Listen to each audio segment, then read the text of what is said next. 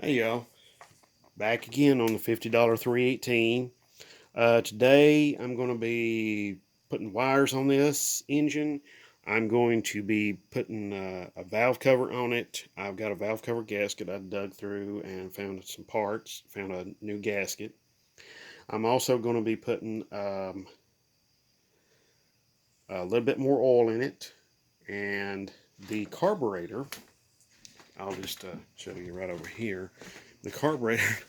I have like 3 BBDs, and 2 of them are rusted up.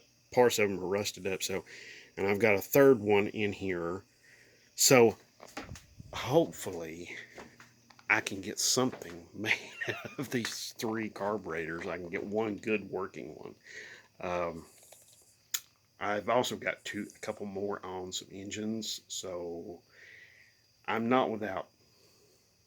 I'm not without my resources. So, if I have to, I'll go get those on those engines and see what I can do with them. Okay, but in the meantime, I'm going to get this thing wired up. Now, I went ahead and cleaned this off. This says distributor rotation, and has arrows that point this way, basically meaning that the rotor button turns in a clockwise orientation, turns clockwise inside the distributor. The firing order is right here, and it's really simple. It's 184-36572. That's your standard firing order for all the Mopar small block V8s from 64. Well, no, wait a minute. Let me back up. That's also on the old Polyhead, a lot of the Polyhead engines. I'm not going to say, I'm pretty certain the 318 is the same firing order, the Polyhead 318, but they also use on all the small blocks, they use the LAs, use that firing order, and the Magnums use that firing order, except for the 239, the 3.9 liter V6 Magnum, and of course the V10 Magnum, which was in the trucks. So there you go. But so I'm gonna wire this one up with the plug wires, and I like to start, of course, with number one, and number one is right here. So, yep, here we go. All right, so there's number one. Now you wanna, I like to work, now the intake is also numbered. The runners are also numbered, got the numbers cast into the intake manifold, runners. I'll show you that here in just a minute. So I like to work in the direction of the rotor button as how it spins when the engine is running, which is in a, like I said before, a clockwise rotation. So we got number one, 8. So 8 is back here.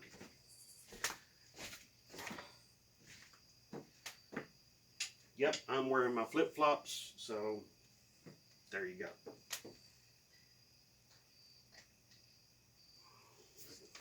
One, 8, 184. So, wait. Here's 4. Here's 4. All right. So there's 4. And 184, 3. 1, 3, 6. 184, 3, 6.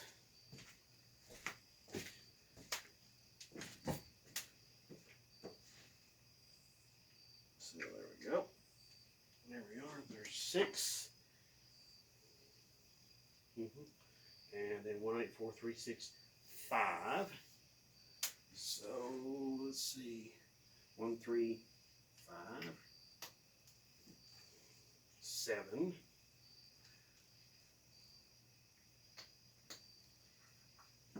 And 2. Now, there we go. So I've got that wired up, and let's see. Yeah, I guess we can reuse that gasket right there. That might be okay. I mean, I'm just firing the thing up. Just, although I've got some new gaskets, so I'll probably, yeah, I'll just toss that gasket. You know, I've got some new ones. Not that big a deal, you know. So, all right. Go ahead and wire up the coil here real quick. Okay. Just need to put this one connector on the coil.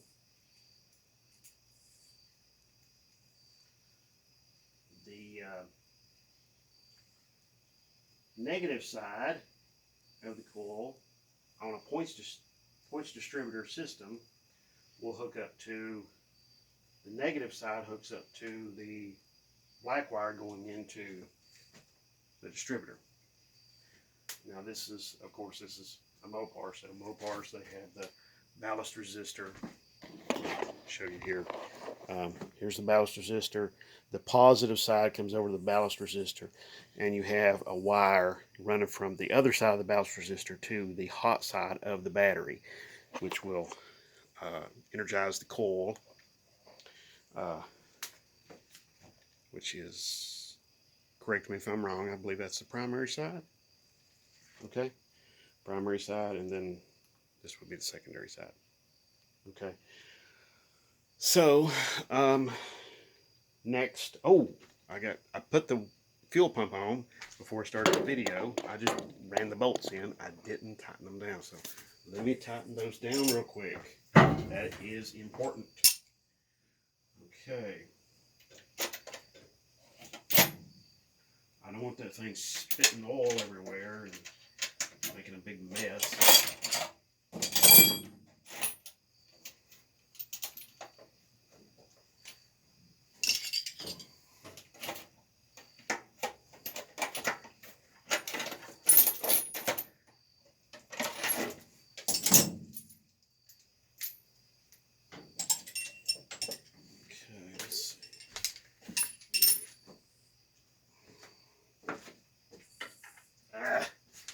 Son of a gun. I need a shallow well. Okay.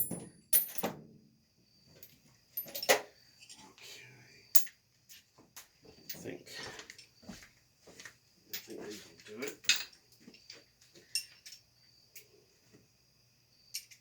Yeah, all the Mopar small blocks V8 use that firing order.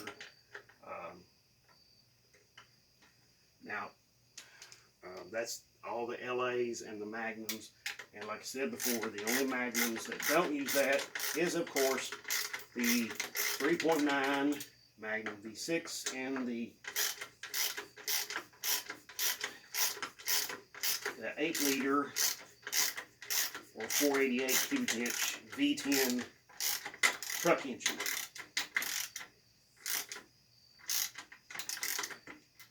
And just so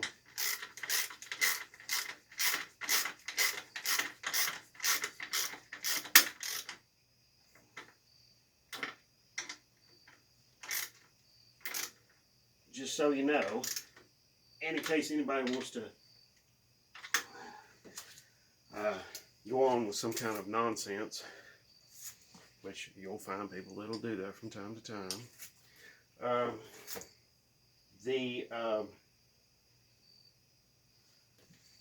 I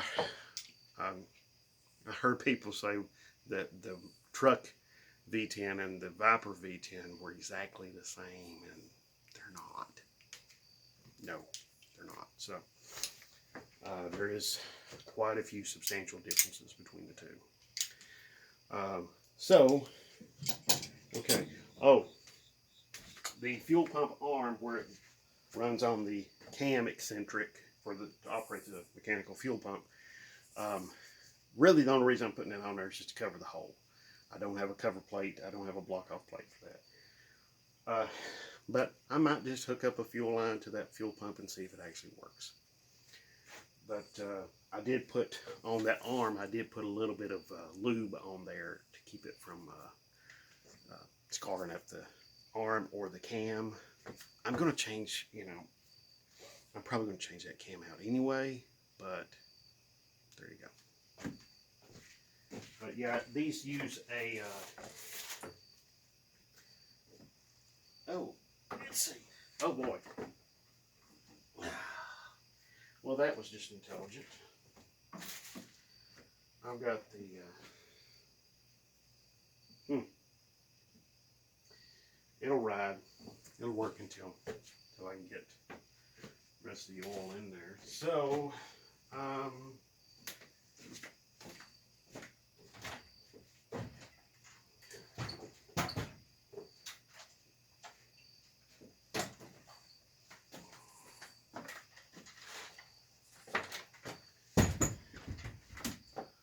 let's see.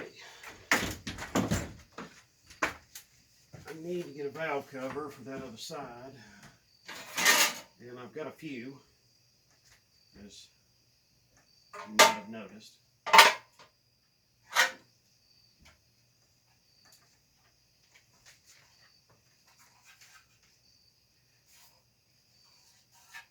Okay, here we go.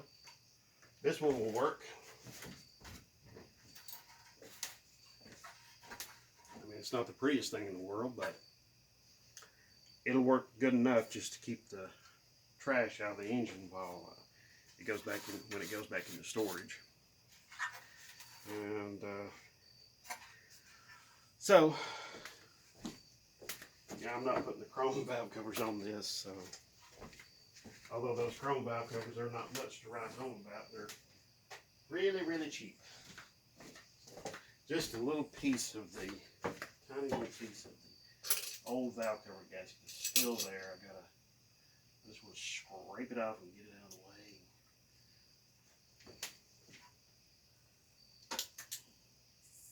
There we go. Just a little tiny piece.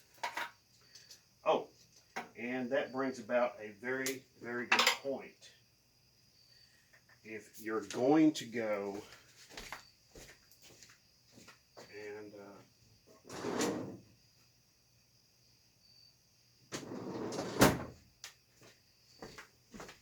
if you're going to go and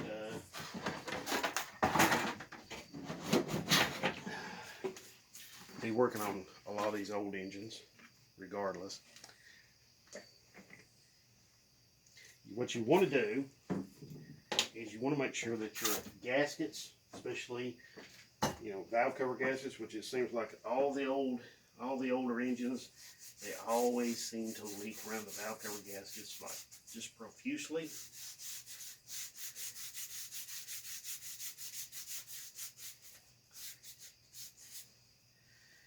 And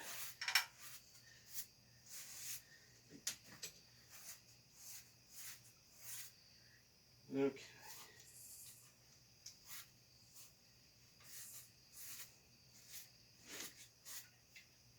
I'm cleaning up this mounting rail here where the valve cover gasket goes on here on the head, so that, and I use this right here, old Scotch-Brite, put a little oil on it, a little engine oil, so that any kind of little loose debris it scratches off, it'll just pretty much catch it.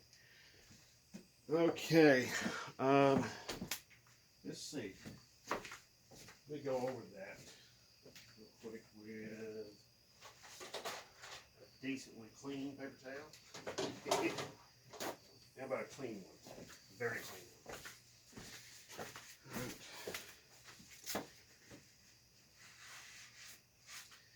Even though I did go over the top of this engine pretty good with a vacuum cleaner, there's still a lot of dirt that can be knocked loose and knocked into the engine. As a matter of fact, there was some dirt that was in the engine. I even picked a leaf out of the head here. So it's just very important to get all of that old trash out of there, because if you don't, what can happen is it gets stuck and winds up down inside the engine, and you can wind up with all that stuff down inside your oil pump, and the oil pump's sitting there trying its best to pump the oil up, but it can't get nothing past the screen. So you want to like I said, this engine's been sitting around. It's been sitting without the valve cover on it. Okay, so I'm just going to use a screwdriver, long screwdriver with a little bit of grease on the end to fish out a couple of little pieces that I just spotted.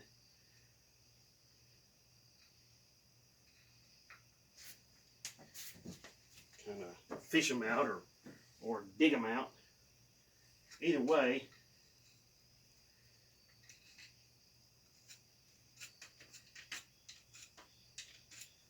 there we go.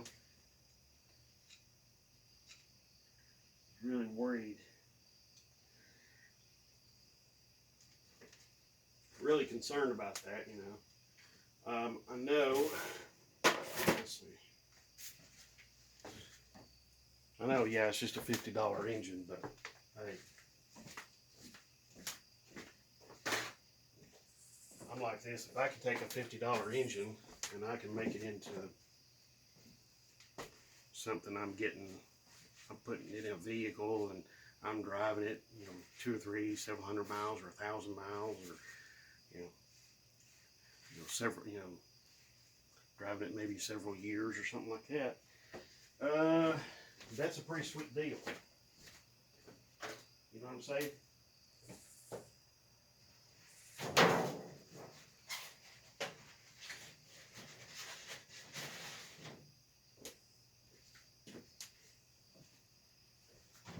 Let's see here. Oh, okay. All right. That's not gonna work. Okay. All right. Had a valve cover gasket over there, but I didn't pay attention close enough. It said Dodge and Plymouth on it. I said, oh, okay, hey. Come find out it's for a big block. So I used to have a 440 in an RV,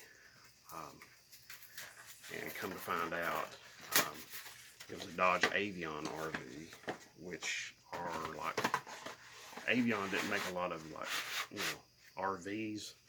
They made a lot of the trailers, like, you know, that look very similar, or look somewhat similar to like your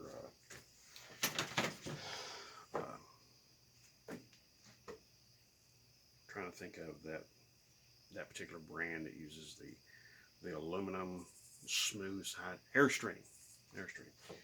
Yeah, they looked very similar to the Airstreams. Their trailers did. Their RVs had that same kind of smooth, riveted metal skin, almost like very airplane looking. And it was a really neat RV. I bought it. I've done some work to it. I've done quite a bit of rust repair in the floors, and also under the dash. And then what happened was, a friend of mine found out that I owned the thing, and he would not leave me alone about it. And basically he wound up buying it. So he got it, he bought it, and he's actually done quite a bit of work to it. He was in just a much better position overall to carry out that work. So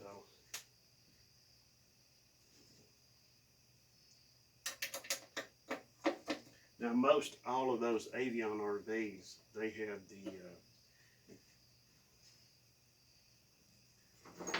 they used, most of them I've seen use Chevrolet chassis, but this one had a Dodge chassis under it.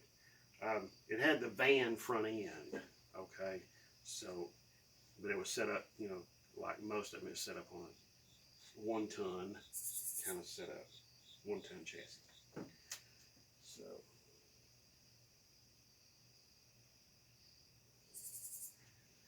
alrighty. Okie dokie.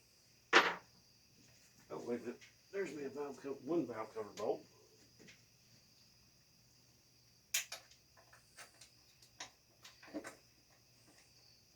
Now, when you are putting these valve cover gaskets on these older engines, you need to make sure not trip on stuff.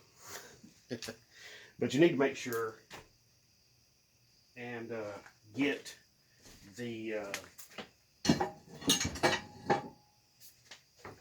the bolts through the valve cover and the gasket.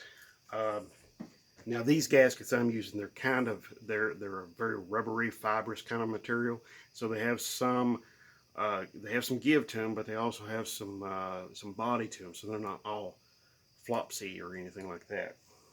So just something to keep in mind. I'm going to rob some valve cover bolts out of my 360. What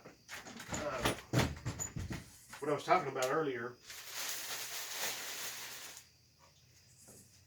is my cart, or the cart that this engine's sitting on is sitting on the wire for my remote starter. So yeah. Anyway, I'm gonna have to get it up off of there. So yeah. So yeah, but in the meantime, I'll go ahead and carry on working here. I'll try to get as much done as I possibly can. There we go. Let's see. No, 7/16.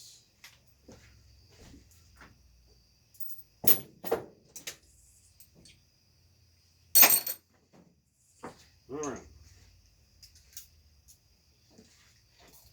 I already got 2, so I just need 3 more. Now the older LA Mopar V8s, small block V8s, they had 5 bolts per valve cover. Now the newer Magnums, they had 10 bolts per valve cover. So it's just an easy way to tell them apart.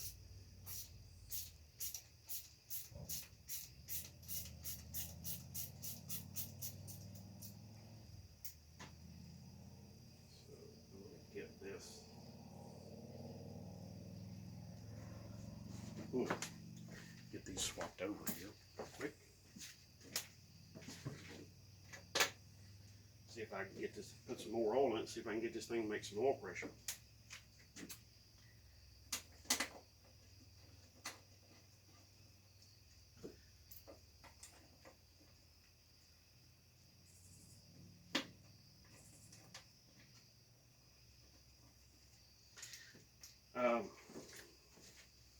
Let me show you what I'm talking about here just a little bit.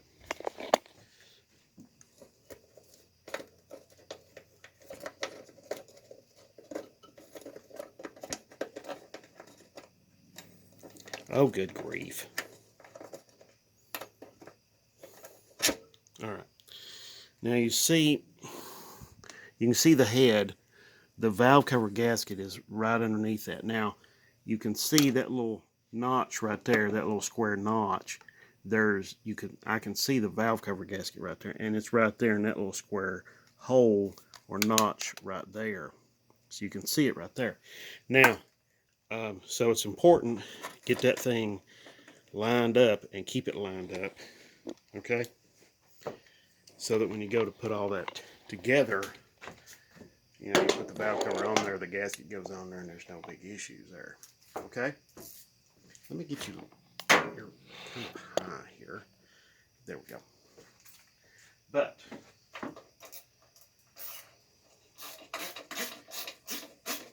yeah, that buddy of mine with the RV, he was able to do a lot more with it than I was.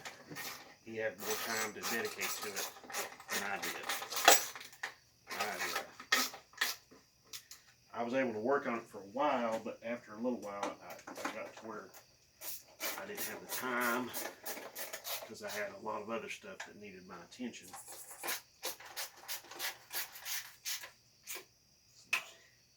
Here we go. All right. So now, valve cover is on there, gasket's on there. All 5 bolts are on, they're tightened up, tightened down, all that good gobbledygook. And old underwear. Who knew? Makes a great grease rag. Although, wash them. Wash the skid marks out. Yeah, that works. That's essential. Anyway, okay. I'm also going to hook up the wire to the coil to energize the coil and basically see if I can get the thing to making fire. Okay.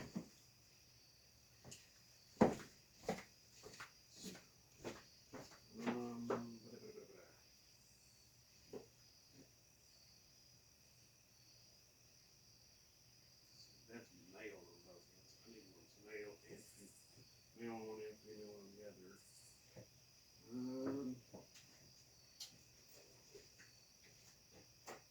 Let's see. What have I got here? Wait a minute. No, that's not gonna work. Is this it? No, not really. What about that? I'd rather use a red wire, but I don't think I can be too choosy here. I don't have.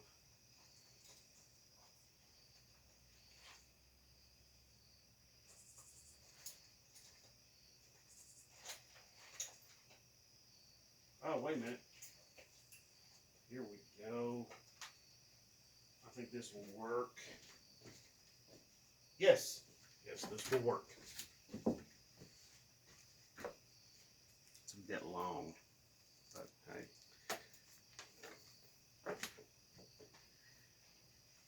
It's more. This is more of a wire I use to do any kind of electrical troubleshooting. Jumper across things and stuff like that. So, let me get my tools off of here and that kind of thing. All right, so.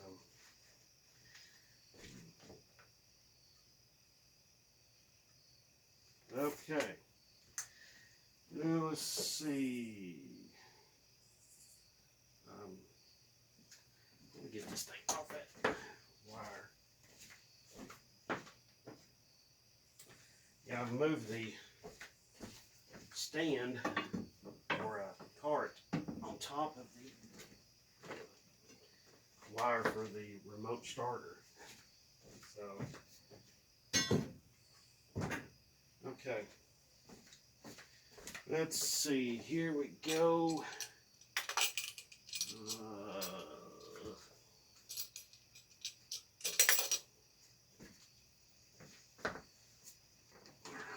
Oh, one more thing. Almost forgot.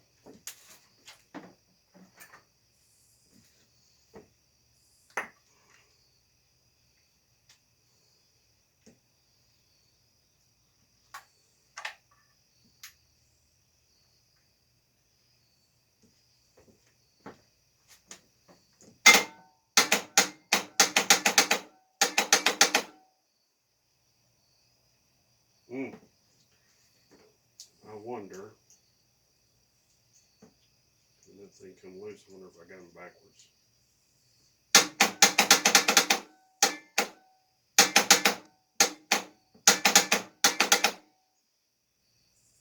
Oh!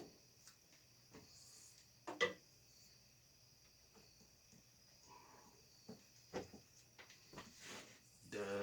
I didn't have the battery cable hooked up. Okay.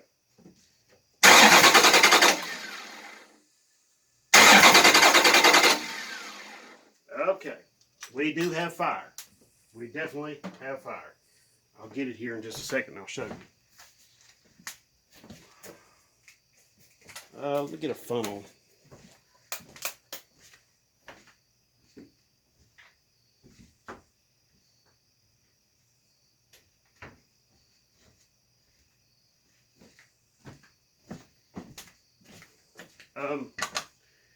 This is one of these little things that nobody talks about.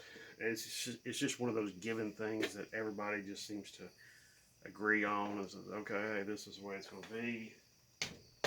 But you all are my my audience. And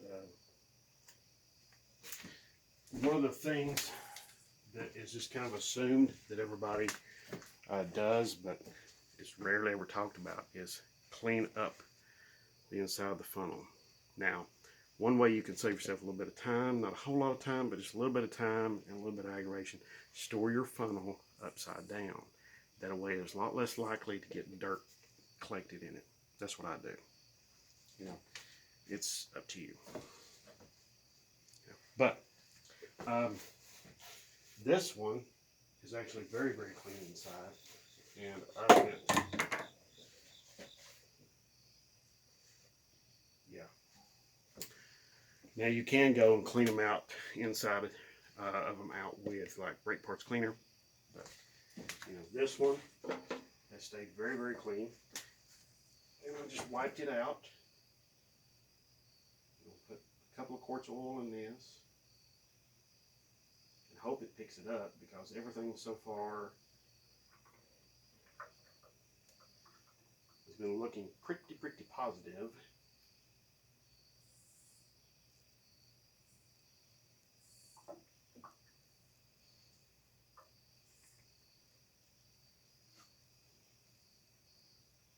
So,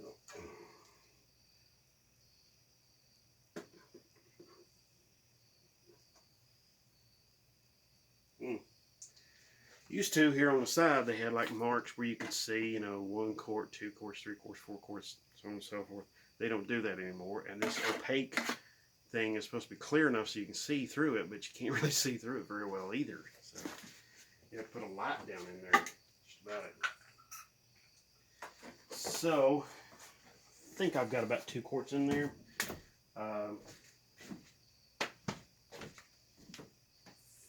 Here we go.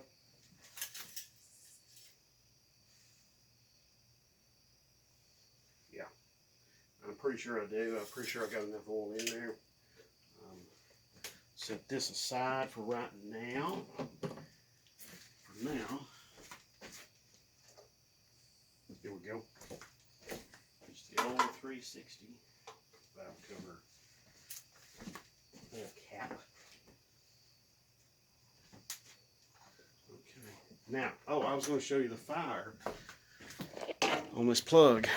That's why I've got this #1 wire unhooked. And and I've got it sitting on this other spark plug. So, and here we go. I'll just spin it over and let you see what I'm seeing.